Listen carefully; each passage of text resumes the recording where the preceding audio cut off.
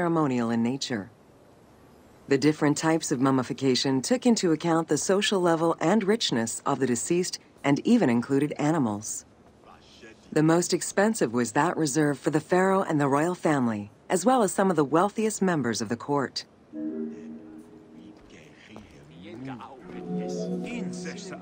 The first step was cleaning. Once bodies arrived at the mummification site, they were placed on inclined tables while the bodily fluids drained away. They were then cleansed by priests until they were deemed ready for the purification process.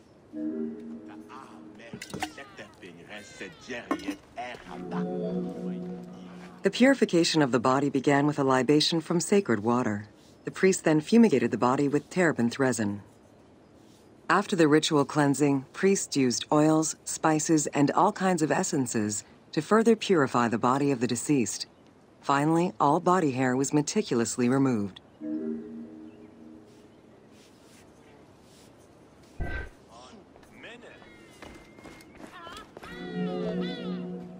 Once the body was properly purified, embalmers removed the organs, following very specific procedures. First, the brain was extracted by inserting a spoon through the nostril to break the ethmoid bone. Then, using a spatula, the pieces of the brain were removed as thoroughly as possible. What matter remained was extracted after a process of liquefaction, achieved through the use of a caustic liquid. The cranial box, once emptied, was rinsed and disinfected with palm wine, and then stuffed with strips of linen cloth and liquefied resin.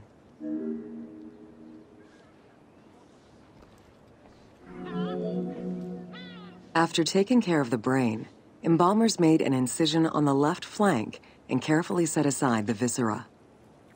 The inside of the body was also rinsed with palm wine. Then the embalmers filled the belly with pure myrrh, cinnamon, and other perfumes and sewed it shut.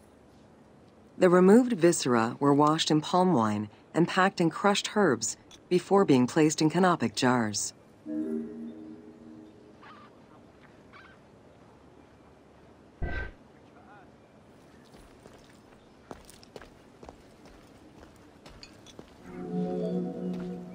Canopic jars were placed close to the sarcophagus or kept in a chest nearby. At first, the viscera were wrapped in tissue and placed in the vases. As the ritual requirements became more elaborate, ointments, spices, and even water and natron were added to the process.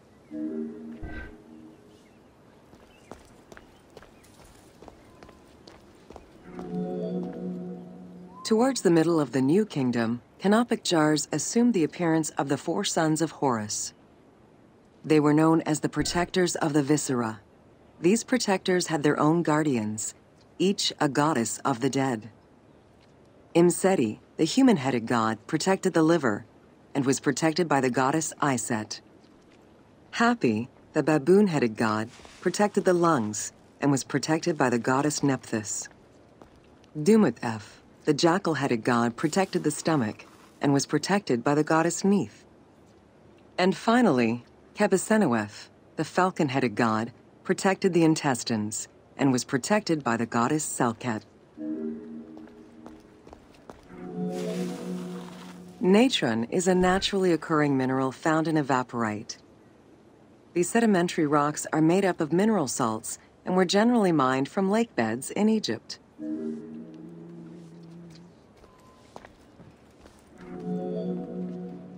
Embalmers used natron as a desiccant to dry the flesh and stop the corpse's putrefaction process. Once the body was cleansed and eviscerated, the deceased was covered in natron for about 40 days. Once desiccated, the body was prepared to be wrapped in strips of linen.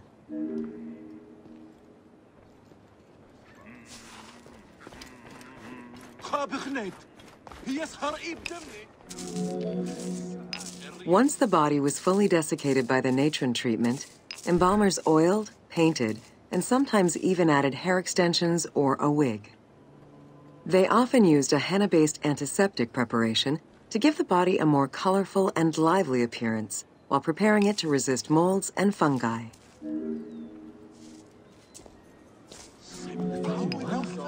Next came the phase which gave mummies their most well-known appearance, the wrapping.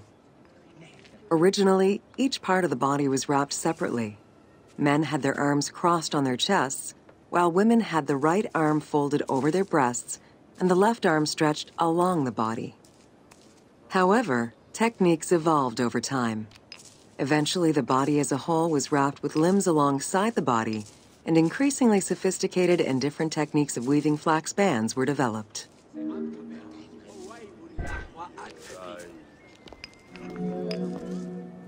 In addition to the jewelry and amulets arranged on the skin of the deceased, amulets were also carefully inserted into the weaving of the linen strips. Each amulet was linked to a myth, or to an ideological belief related to rebirth.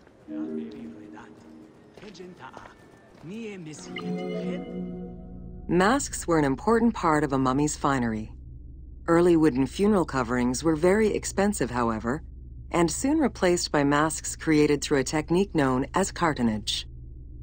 Masks fashioned with this method were created by laying several layers of linen or papyrus pulp on a base made of mud or straw. Cartonnage was used for more than funerary masks. Ornaments and the animal coffins of the late period were also made in such a fashion.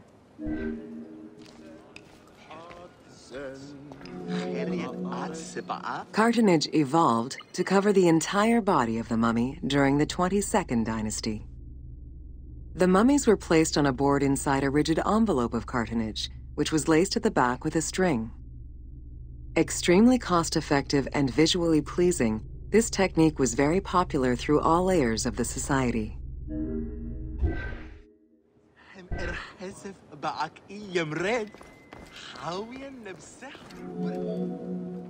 Cartonnage envelopes were usually covered with inscriptions and polychrome decorations, specifying the names and titles of the deceased, scenes depicting daily life, or decorations specific to the funerary world. This was a true gift for Egyptologists eager to study the funerary rites of the ancient Egyptians.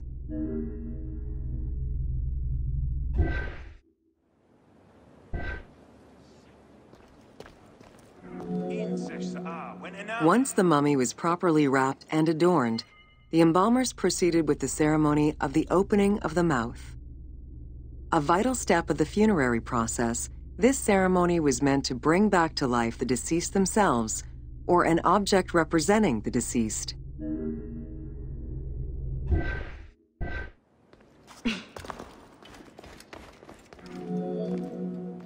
There were no less than 75 different stages for the opening of the mouth.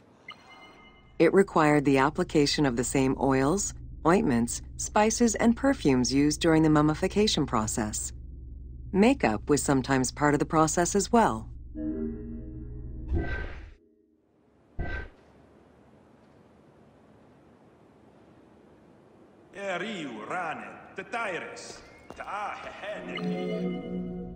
The last stage of this long ritual was the act of touching the mouth with the adze to symbolically allow the breath of life to infuse an inert body. Its performance was reserved for a very specific set of people: priests who wore the mask of the god Anubis, a close relative of the family, or by the heir to the throne.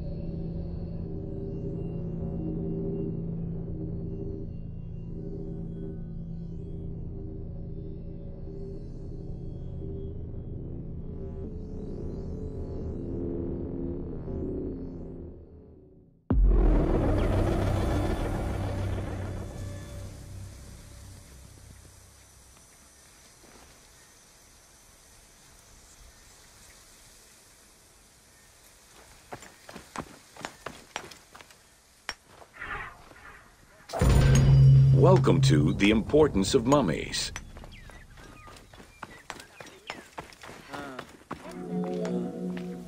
The first hieroglyph for embalmer appeared in pyramid texts of the Old Kingdom. It is likely that embalming was a trade that progressed alongside the evolution of ancient Egyptian funeral practices. While we still know nothing of how embalming came to be a profession, we do know that embalmers had a hierarchy, and that each embalmer specialized in a specific phase of the mummification process.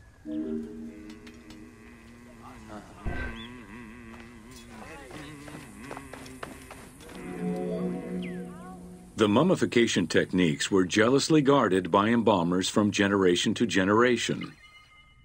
Despite their efforts, Herodotus and Diodorus discovered their methods in late antiquity, but historians were skeptical about the validity of the texts. It remained a mystery until two teams of modern medical legal scientists confirmed the process in 1994 and again in 2011.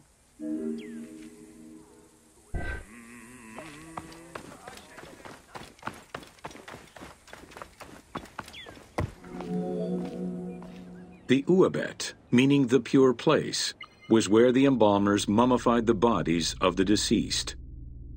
Until the end of the Middle Kingdom, it was located in tents at the edges of the city due to the smell of decomposition. In the New Kingdom, however, the Uabet was located within the city limits, though still in open-air spaces. In the same way that the practices and techniques of mummification evolved, so possibly did consideration towards embalmers within ancient Egyptian society.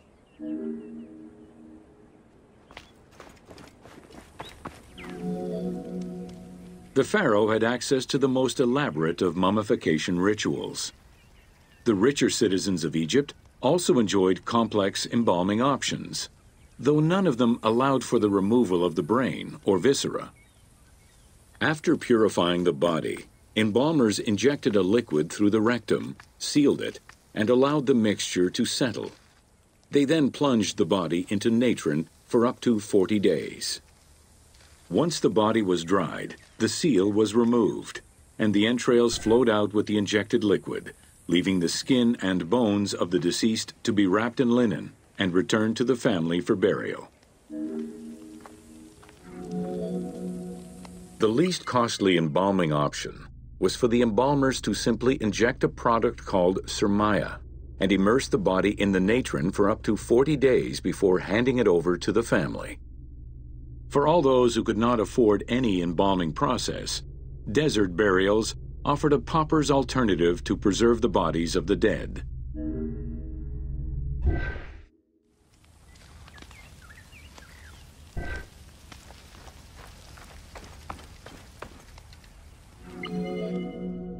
Egyptian civilization has always appealed to Westerners, even before the Greek and Roman invasions.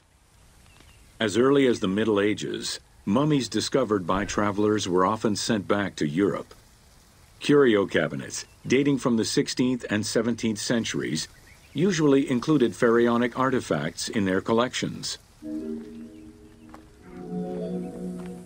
The Egyptomania phenomenon was heralded by Napoleon Bonaparte's Egyptian campaign, which lasted from 1798 to 1802. The following years were marked by a resurgence of interest from rich enthusiasts and scholars who exposed Egypt to the general populace. Many research societies focusing on Egyptology were founded during those years.